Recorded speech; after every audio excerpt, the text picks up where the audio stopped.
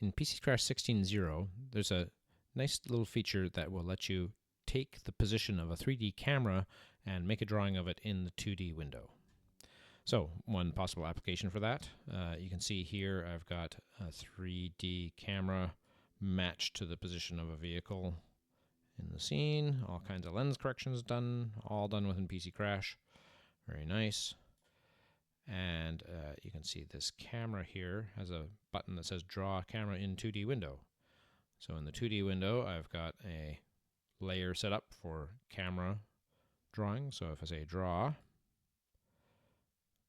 then you can see here is that camera. So it's drawn the position and the view and the field of view. So if I go out further down here, here's another place. So same lens distortion parameters, just solve for a new camera position. I can go again and say draw 2D window.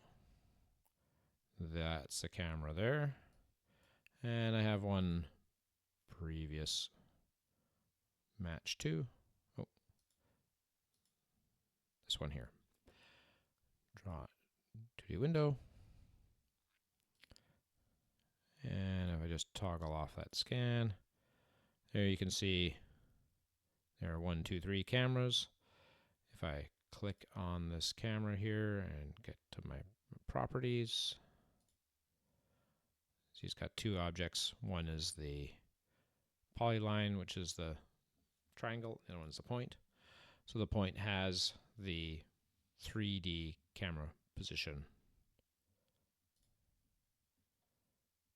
So that's useful for watching your simulated vehicle, whether it's tracking the position of the camera that you solved from the video. So just a nice little quality of life handy feature in PC Crash 16.0.